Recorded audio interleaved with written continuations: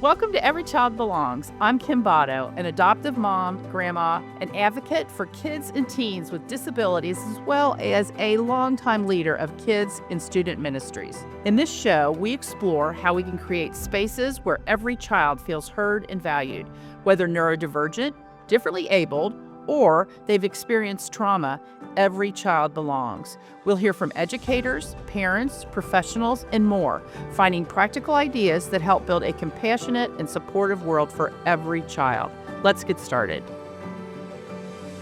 I'm so happy to have Lisa C. Qualls with us today. Lisa has been married to her husband, Russ, for more than 40 years. Congrats on that, Lisa. Thank you. And they have raised 12 children through birth and adoption, and also they have fostered a teen. And Lisa's a TBRI practitioner. She co-authored The Connected Parent with the late Dr. Karen Purvis. And Lisa, Dr. Purvis's writings, as well as your writings, have made such an impact on me as I have worked with kids who experience trauma. So thank you for that. You've also written a bunch of other books, including Reclaim Compassion, which we'll talk about later. And you don't just teach this work, you've lived it. So what did I leave out of your intro that you would like people to know about you? I did you say I live in North Idaho? I don't know if you said I that. did not. Live in North Idaho. I have, in addition to my kids, I have 2 daughters-in-law and 5 sons-in-law and 3 granddaughters, with 2 more grandbabies on the way this year. So 2026 is gonna be a good year. Oh my gosh. Yeah. So it'll be 3 grandbabies this year because you Yes. just had one. Yes, I know. That's So exciting. exciting. Well, I think grandparent is the best gig ever. Yes. So congrats on that. Thank you. And we'll be praying for the new babies, the new girls to come. Thank you. Lisa, as we get started talking, a lot of people know you as an expert in this field and as a professional in working with kids from trauma and in coaching parents, but it's also part of your personal story. So, can you talk a little bit about that and how your own story has shaped the way you understand children from hard places? Yes, definitely. Adoption really touched my life long before I became an adoptive parent. And when I was a young teenager, I became pregnant. And it's quite a long story, but my parents honestly did not know what to do with me. They, I think, would have liked to have sent me maybe to a maternity home, but it was kind of in this era when maternity homes were closing. Now there are still maternity homes out there, but they were becoming less popular, if you want to use that word. Lisa, for those who aren't familiar with maternity home, can you tell us what that is? Yes, there are still some, so I should mention that. But in the past, it was very common to send a girl away when she got pregnant. When a girl got, quote, in trouble, send her away to a home where they housed pregnant teens, and not just teens, but, single moms, unmarried women, and with the expectation that the young woman would have her baby and give it up for adoption. So these maternity homes were tied to adoption agencies. And if anybody's interested, probably the most amazing book about that is called The Girls Who Went Away. Mm. And it's a very, very good book about that whole era of maternity homes and closed adoption. So my parents went to their church and they were advised to put me in foster care. Now, you and I know a lot about foster care, and that feels a little shocking to us, that Mhm. parents would make that choice. But I think for my parents, they were honestly doing the best they could. And so I became a foster youth when I was almost a sophomore in high school, lived with my foster mom for a year, had my baby while I was there. And I had really planned to keep my baby. That was a desire of my heart. I felt very bonded to my baby in utero. It was very much the 2 of us alone in the world. And so I planned to keep my baby. I did everything I could, but there was no help for me. No adults were willing to help me, and I was young. I needed help, and in the end, I gave up all hope of keeping my child, and so I had my son with me in the hospital for 3 days, and then I had to place him for adoption, and it was a very Mhm. devastating loss for me. um, one that, grief never I've grief never completely goes away, like, we come to terms with it, we have peace with it, but it was a deep, deep sorrow for me throughout my life, Mhm.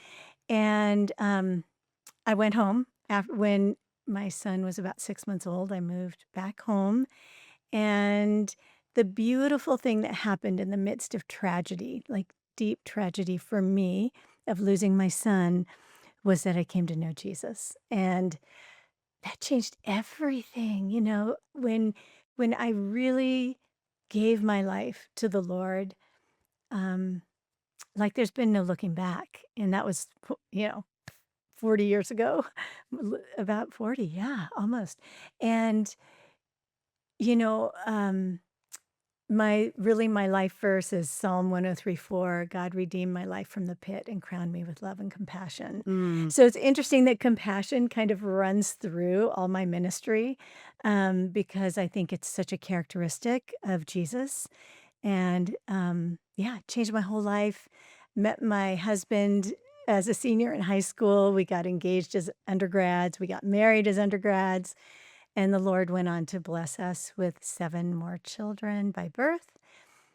And that was amazing and intense. And I was a homeschooling mama. And then when our youngest was 3 years old, I really sensed that God had something more, something new that was gonna happen, and honestly, I thought what it was going to be was I was gonna go to graduate school, was what I thought, or I was gonna go to midwifery school. These were the 2 things I thought might happen, and instead, the Lord opened our eyes and broke our hearts for the orphan children in Ethiopia. This was 2006, and, within a year, about a year from that time, we were in Ethiopia bringing home 3 children, and a year later, we went back for 1 more. So I went from being a foster youth and a birth mom, and Yes. there's a whole story in there about really being a very unhappy birth mom, very devastated. I never dreamed that I would become an adoptive mom, but here's the thing about Jesus, he redeems things even if we don't want him to. Like, Yes, he I was does. comfortable being kinda unhappy and, God he just shook my life up in such a big way. So, yes, we adopted 4 kids from Ethiopia in 2007 and then 1 more in 2008, so 4 total. And then down the road, we very surprisingly became foster parents to a teen girl, and she stayed with us for almost 3 years. So, Wow. that's kind of the scope of my personal experience in adoption and foster care. So one of the things you just said was that you were very unhappy. And I think a lot of parents are unhappy for a variety of reasons. And what would you say to them? How do you move from that to a different space? Jesus. But specifically. Yeah. For me, I think because of the circumstances of my son's adoption, it was basically a closed adoption. It was not something I chose, and it was so devastating to me, and I felt like it was so wrong that that had happened to me that I think I became, pretty bitter, honestly. Mhm. And God had to do a big work in me. And here's the thing, it's okay to not be happy about injustice. It's okay to say what happened to me was wrong, but I didn't wanna be stuck there. And the Lord, I don't know, he just, like, pushed me toward healing, and redeeming this pain in my life and then opening up ministry for me. Like, sometimes I'm still surprised, like, wow, Lord, this was not quite how I saw it all going. But this is the beautiful life that he has given me. Mhm. And I think because of your story, you were able to empathize and talk to parents and to kids in ways that many of us can't, because you can talk from your own personal experiences, Mhm. not just from your training. Yes. So God has used that in a big way. Yes. And so thanks for sharing about your personal life. And I'm wondering, because one of the things that you talk about a lot is blocked care. Mhm. And we want to talk about what blocked care is. Uh, but I'm just wondering, because of what you experienced and being in a place where you weren't happy and maybe not feeling all the feelings, I wonder if that had any impact on you being so passionate about blocked care. Well, you know what? I feel like the Lord blessed me so much as a mother, Mhm. and I loved being a mother. Mhm. And so for me, when the Lord broke my heart for the orphaned children in Ethiopia, and there were so many then, Yes. and I actually felt, even though I felt surprised in a way that I was going from being a birth mom who was really not happy about having lost my son that way to now being an adoptive mom, I also felt very open-hearted and very, um, kind of confident in myself as a mother. And I thought, I'm really experienced in motherhood. I've got 7 kids I'm raising right here, and Right. loving kids is not gonna be a problem for me. So I felt confident. I also had a pretty good understanding of, the trauma that my children had experienced before I ever met them, and I felt like, Mhm. yes, it's going to be hard, but with enough love and with enough good parenting, I can heal these kids. I mean, that sounds so, Mhm. prideful because obviously the Lord is the healer, but I thought I had what it was gonna take, and Russ is a phenomenal dad, so we were like, "We got this, we got this," and then we brought our kids home. I was gonna say, yeah. And then what did you discover? Wowzer. I mean, we Mhm. brought home 3 kids. We brought home our 2 little boys in March, and our daughter, was born with HIV, and so at that time, you had to go through this whole waiver process to get a visa for a person living with HIV. So she came home in May, and, uh, when she came home, our life blew up. I mean, the trauma that she had experienced and the way it had shaped her and the fear state that she was constantly living in led to a lot of aggressive behavior, a lot of very out of control raging, hurting the other kids, hurting me, lots of screaming. Like, I mean, parents listening, some of you have been through this, and you know exactly what I'm talking about. Right. And Yeah. it was so hard, and we were desperately seeking help. We just were trying to reach anybody who could help us, and it was through all of that that I ended up, reading The Connected Child by Dr. Purvis, which was published in 2007. Mhm. I was a blogger, I was writing about all of this.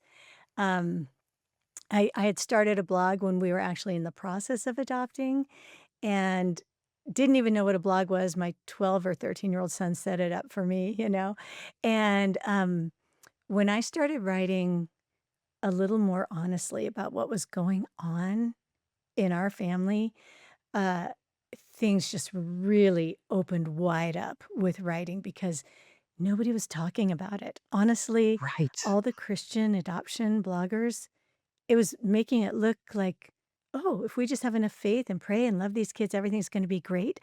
But when I got a little bit honest, other people started getting honest too, and Yes. I think that's what we needed. Yes, We it is what we needed to need. be able to share what was really happening, Mhm. and, so anyhow, one of the things that happened to me, you brought up blocked care, was I started feeling things toward my child that I never imagined feeling. I always felt like kids were easy to love, even hard kids.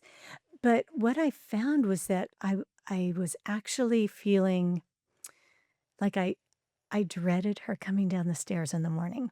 Mm. She always drug her hand along the wall, and if I was downstairs and I would hear that sound, literally my heart would start beating faster and I just think, "Oh, no, no, I'm not ready. How do I get ready?"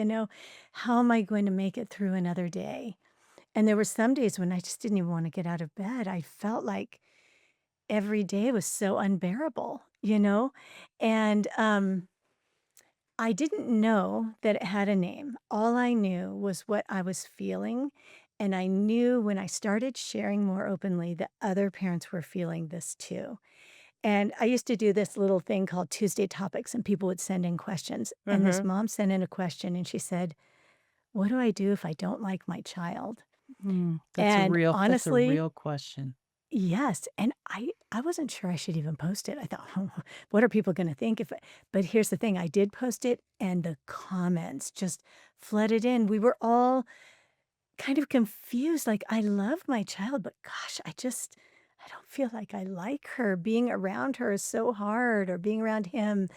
And so I started doing these breakout sessions at conferences called When Your Heart Feels Trampled, because what I felt like we were experiencing was we had gone into adopting and fostering with this open-heartedness, with so much love, and it felt like all of our efforts were just being crushed. And we were becoming I was becoming a mom I didn't even recognize. I wondered, was I ever really the good mom I thought I was? Was I really not a good mom? All of these thoughts, and I felt so trapped. And so it wasn't until some years later that I learned that there was something called blocked care.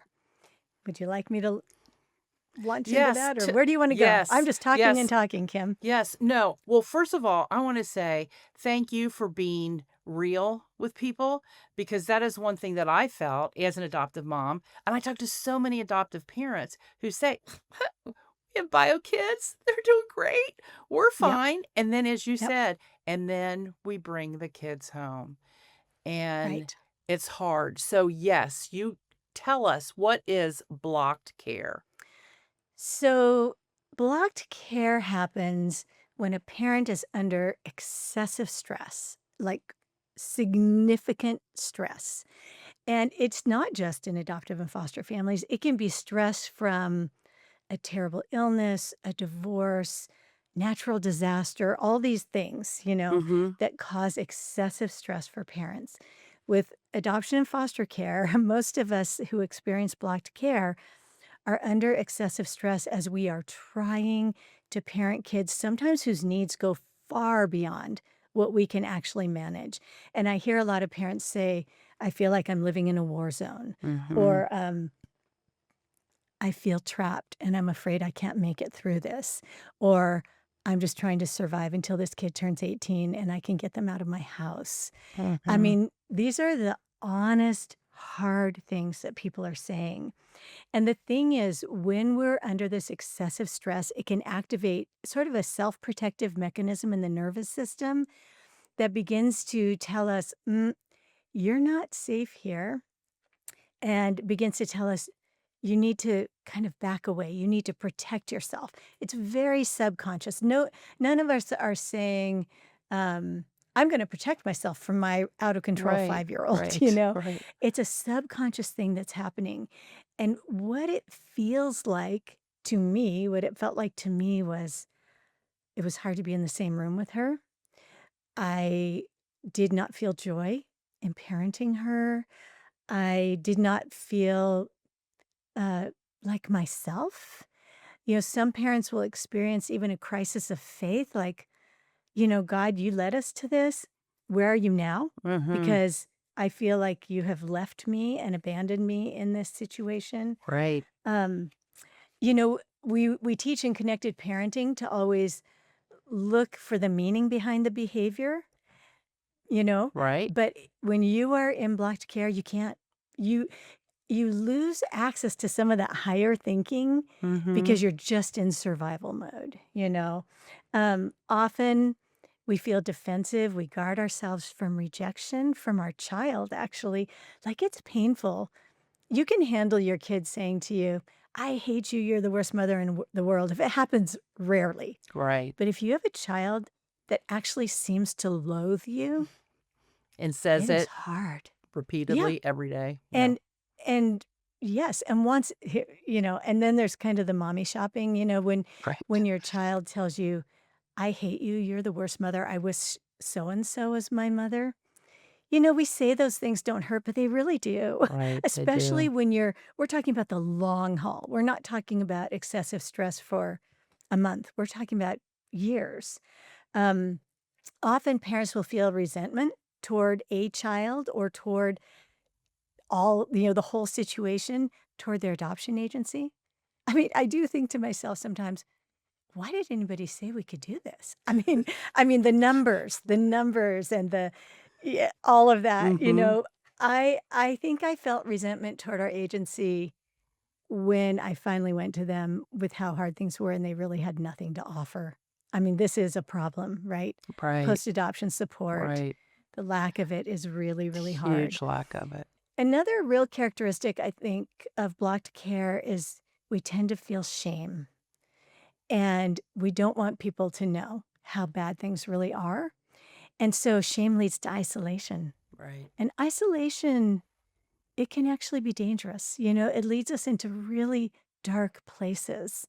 And if we're not being honest about how things are going in our families, things don't get better. They just Mhm. don't. They often just get worse. Right. And so I think one of the important things about learning about Blocked care is knowing, well, when I first heard of it, like I cried because I was like, if it has a name, it's real.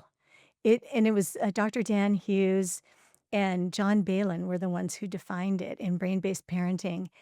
And I I felt such relief. Like this is not about my character. I'm not a terrible person. There's actually something going on in my nervous system.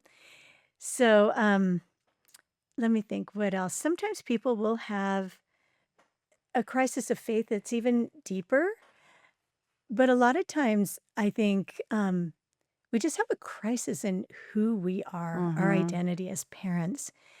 And so a lot of my work now is just so devoted to supporting parents. If you're loving today's conversation and want to dive even deeper into creating spaces where every child belongs, check out my book, Boundless Hope. It's packed with practical tools, real stories, and powerful insights to help you make a difference. Get yours today. Just head to kimbotto.com or Amazon to order now. So, what would you say? Because, I mean, we personally experienced some hard stuff, and the isolation is real. And when sharing, I found even though sometimes as you, when my daughter would come down the stairs, I was not excited to see her, but yet I wanted to protect her. So I didn't want to talk about the hard things going on in our house. So Mhm. so Lisa, how do we break out of that isolation and share, but then also we do want to protect our kids' stories? Yes. I think what has made the biggest difference for me and what I try to provide is having some close people that you actually can trust. Mhm. So, and having a good therapist is so helpful, Yes, especially if yes. they actually are willing to learn about blocked care, they know about blocked care. Um, and once I found other moms where we could be honest. And here's the thing, there are a lot of groups out there who they'll be honest, but they're really shut down toward their kids. Yeah. In this self-protective state of blocked care, it's really easy to become dismissive, to detach, and it makes total sense. I understand how it happens, but I don't think that's what God has for us. I think the Lord wants more for us. We don't want to live joyless lives where we can hardly stand our kids. And so I think allowing God into the hard places and being honest, even with one or two people, makes a Mhm. huge difference. Mhm. And, I ended up really developing a community for moms. Now I have Right. a community for dads where people can speak honestly. And we don't just join in, we really lift each other up and we pray for each other, but we're very honest too about about how hard it is. Mhm. If I could go back and probably rewrite some of my blog to be more protective of my kids, I probably would. Mhm. I've archived it now, so, I probably did share probably more maybe than I should have. It helps that I have 4 adopted kids, so, people couldn't always figure out maybe Right. who I was talking about. And my one daughter that I feel freest to share the most about, and Kim, you know this about my story, is that Mhm. we lost our daughter in a terrible car accident when she was 13, and, and I do think she would be happy for me to share her story Mhm. because it is beautiful and redemptive, Mhm. and so I feel I can share more freely about my daughter, Kelkidon. Yeah.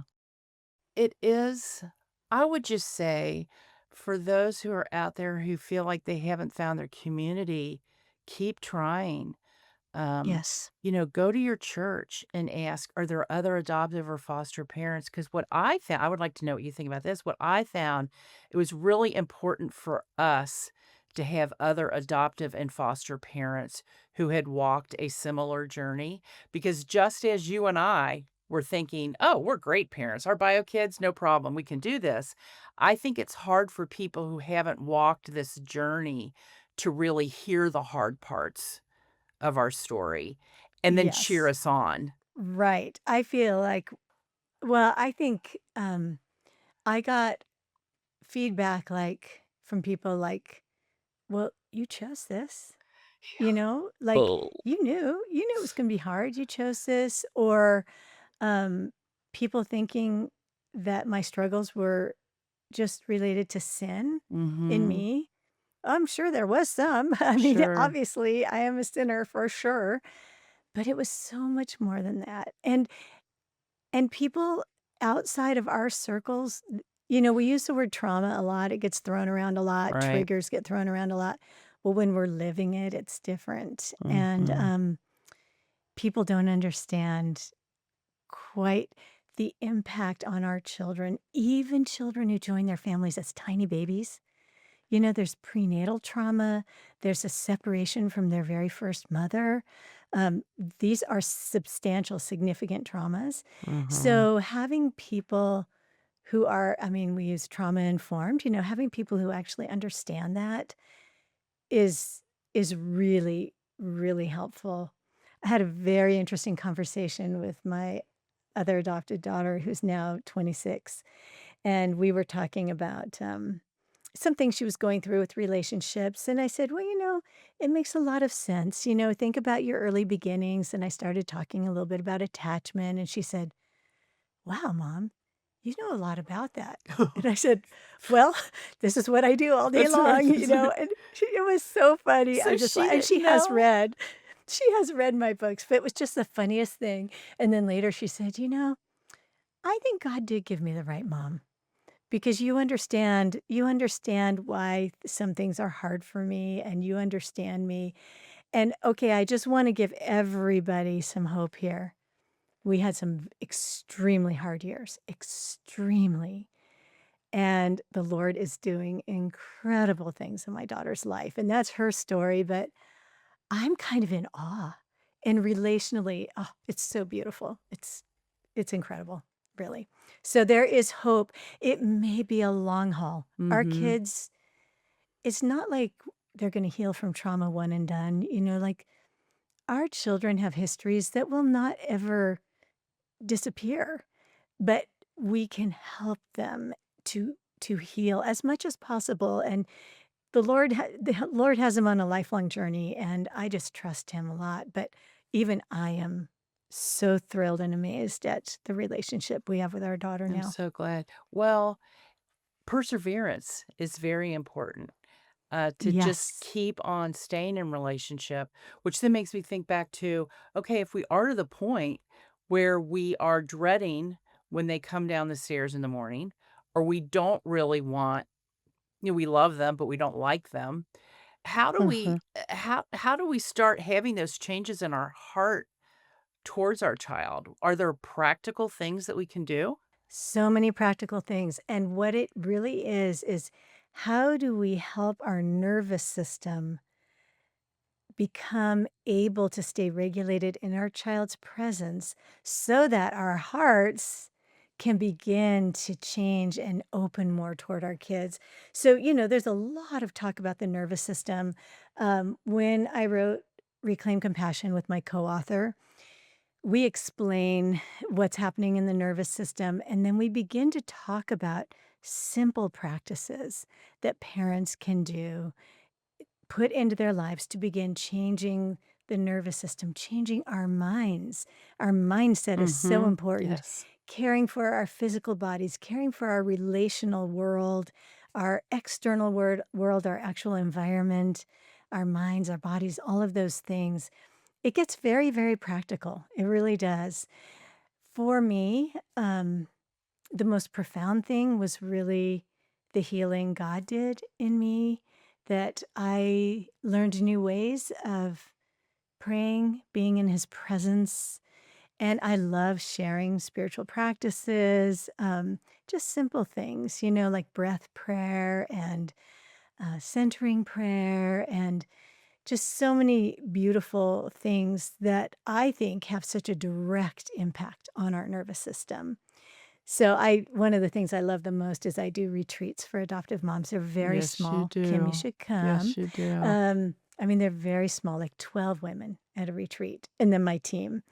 And just being together is such a nervous system reset for those Mhm. moms. And we're not doing anything fancy. We're just holding each other's stories, being present for each other, praying. It's so simple. The problem we all have is making space and time to take Mhm. care of ourselves in this way. But I absolutely think it's essential because, Kim, you and I both know we've seen marriages fail. Yeah, we We've have. seen mental health crises, physical health crises. I mean, and really tragic, tragic things too. And so if it means that you need to cut out everything possible from your life in order to take care of your health and your nervous system so that you can come back to being the parent you want to be, so you can become a compassionate person again, then I think it's that important. It's not gonna get better on its own. Right. We have to make the effort Right. to help ourselves heal. Right. And it starts in us. I think I spent so much time praying, and I have 2 adopted daughters, or we Mhm. have 2 adopted daughters, but praying that she would change, but really the work that needed to be done was on me, which is a lot harder. It's a lot easier to Yeah, just pray that somebody else would change, um, but to absolutely. have Yes. that work in us. So it's not only parents that experience kind of a lack of connection with their kid, and we have a lot of ministry leaders that listen. So, what about a ministry leader who has a child? I don't know if you would call it block care or something else, but he has a child where they're actually starting to feel really numb towards them and Mhm.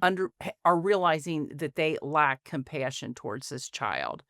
What would you say to them? How do they move past that or move through it? Well, it's very similar to what parents need to do too, which is good nervous system care, but yes, there is blocked care for professionals, and it happens in ministry leaders, teachers, residential care counselors, all kinds of people who have relationship with the child, and they're experiencing that excessive stress, but they aren't the primary caregiver. They aren't the one who's literally kind of keeping this kid alive. And one element in primary block care, which is what we experience as parents, Mhm. is this sense of being like trapped for the rest of your life Yeah, feeling. yeah. In secondary block care, like my sister's a teacher.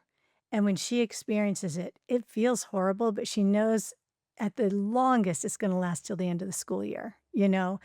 But so you're not as trapped and you get to go home at the end of the day. Or maybe you have a child in your Sunday school or youth group that they walk in the door and you think, "Oh my goodness, I was hoping they wouldn't be here this week. This kid just makes my skin crawl. I can hardly stand to be around him." That's blocked care. So, I think it's important all the things we write about in Reclaim Compassion, Mhm. they work the same way for professionals who are experiencing secondary block care. Yeah, it's so as you think about yourself, there are times we just wanna leave, Yeah. not just emotionally, but physically too. So, Mhm. what helped you stay? And I think that can be applicable to ministry leaders too, when they want to maybe emotionally leave a child. What helped you stay? Well, I think friends who loved me, Mm, that I could be honest with. One friend in particular, she she was so open to hearing me, but she also really loved my daughter. And so mm. she would speak truth to me, you know? She didn't just let me sink lower, she really lifted me up. And so I think good friends, people who prayed for me, therapy. Yeah. And and I think also just knowing, like, this is the perseverance of the saints. Like, what we're called to as adoptive parents and foster parents and ministry leaders can be very, very hard. Mhm. But there's so much hard in scripture. I remember one day reading, and Paul's writing about all of his sufferings, and he talks about being shipwrecked. And I thought, oh my word, Paul was shipwrecked and he stayed the course for the Lord. He did Mhm. not abandon his faith. And I thought, okay, I just have to hang on. I have to hang on. And, when I'm working with moms, like, I would love to say that this suffering will just magically end.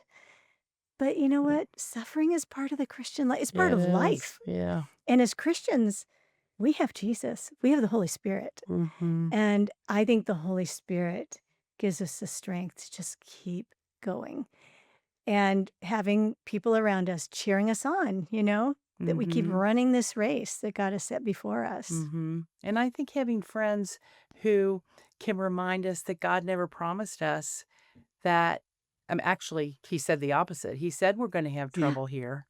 that's right. And I think once we realize that, it helps us understand that you know what? Maybe I'm not the problem. Maybe this is just a really hard situation. I had my Yeah. son when we were having a really hard time, and I said, "Oh gosh, maybe we shouldn't have done this." And he then started talking about Jesus dying on the cross and asked, "Do you think he was called to do that?"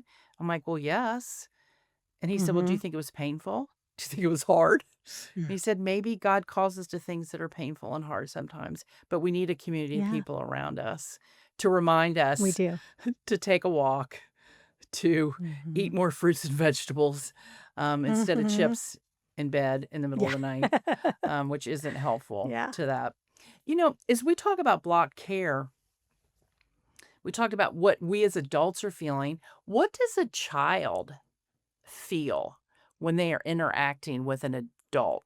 So, what Dr. Hughes and Balin said is that when a child has experienced, all the traumatic things we know about abuse, neglect, um, now I'm not going to be able to think of everything abuse, neglect, change of primary caregiver, all these sorts of things, Mhm.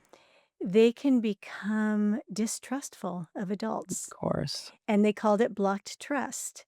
And so this child, as we know, our children can be very hypervigilant. They're always looking for the next dangerous thing. They are protecting themselves. For those of us who have kids who were in foster care or orphanages, my daughters learned how to survive in the orphanage. They learned how to protect themselves. The difficulty is those behaviors they used there did not translate well to a Right. family, you Right. know? Right. But that blocked trust, when the way I describe it is, when we come into parenting these kids, we come with the expectation that the relationship will be reciprocal. You know, I Mhm. will use gentle eyes on my child and they'll give me eye contact back. I will touch them and they will receive my touch. I will say, "Can I help you with that?" And they'll let me help them. All these things that we're wired to do, you know? Mhm. But when we get a response that our brain is not expecting, like maybe we get an aggressive response. Maybe our child hits us in the face when we bend down to help them. Maybe they scream at us. Maybe they run away. Or maybe they give us that totally flat expression. Our brain begins to say, this is how our nervous system starts to feel unsafe because our brain begins to say, this isn't right. Something is Mhm. wrong. And then the nervous system begins to tell us, this isn't safe. Stop. Do not keep trying. Eventually, stop making this contact because something is wrong and you're not safe. And it's not, again, it's not conscious, it's deeply subconscious. So then we get in this blocked trust, blocked care cycle.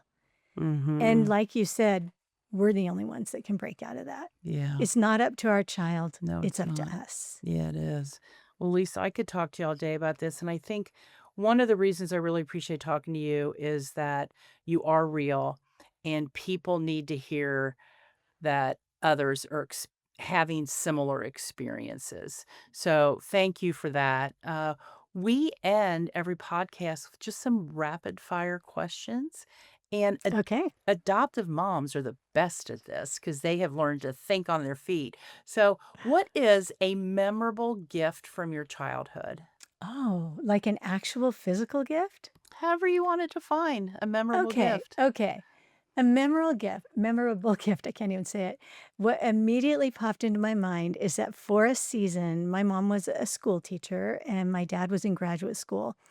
And for whatever reason, this was not normal for them. They decided Friday night would be family night, and this is gonna tell you how old I am.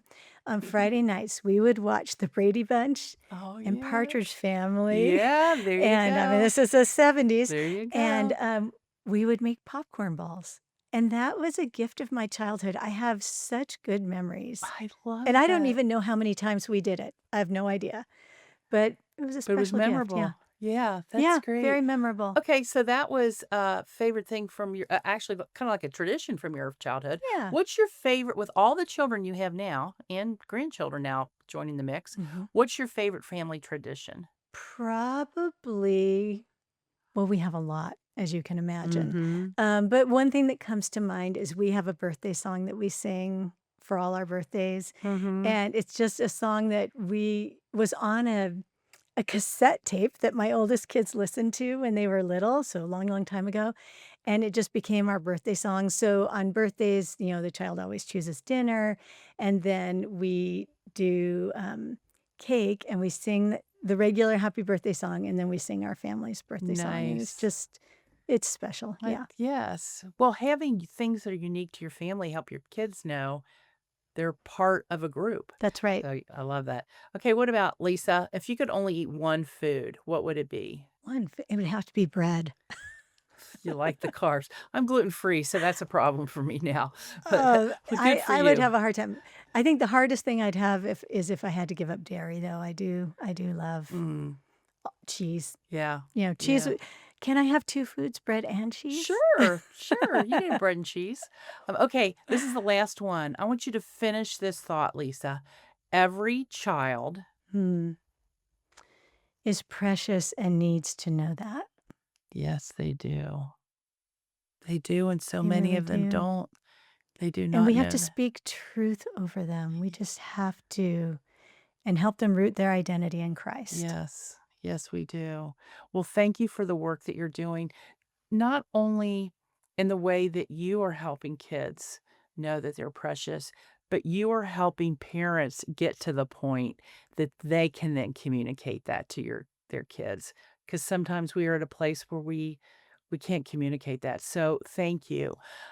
For those who are listening who would want to get in touch with you, what is the best way to find all your stuff? You've written a bunch of books, The Connected Mhm. Parent that we already mentioned, your brand new book. Healing for every heart in adoption. Yes, it is such a great book. Yes. And it reads like Thank a you. devotion. It's multiple authors from various perspectives. All yeah, all 3 members of the triad. Yeah, yeah. So really great. Mhm. But how might people get in touch with you and find out more about you, Lisa? The easiest way is my website, which is just my name, Lisa, the letter C, Lisa C. Qualls, Qualls, .com. I have a new website coming, so the current one's maybe slightly messy, but a new one's coming. You can find my parent groups. It's the Hope Circle for Moms, Steadfast Dads for Dads, and my retreats and my books, coaching, all of that is on my website. You can also find me on Instagram at Lisa Sequels. I also have a Substack that people can subscribe to, and I'm currently writing a series on Block Care. So if people are interested in that, check out my Substack. You can also find that on my website. Yeah, and I will just say we met for, I mean, I've known of you for years, so we met for the first time back in November at Replanted, one of our favorite conferences, because we're Yes. with adoptive, foster, and Yes. kinship parents. And Lisa, you are just a person that immediately makes somebody feel comfortable and safe Hmm. to where we can just be ourselves and we don't have to filter. And yeah, you said I need to check out your retreats. I am actually going to do that. I have looked at them and, yeah, so thank you for the work that you do. Is there anything you would like to say in closing? Anything you didn't get asked? Well, thank you. Thank you for letting me talk. I feel like we covered a wide range of things. I just hope that parents listening feel encouraged. And you're not alone. You're not alone. And we can persevere Yeah, we and can. find your people. That Yeah. is the key. Yep. Find your people. Yep. Thank you, Lisa. You're welcome. Thank you so much for joining me today on Every Child Belongs. If you found today's episode helpful, please take a moment to like, share, and subscribe to the podcast. And don't forget to share this with a friend who might need to hear it. Together, we can create a world where every child belongs.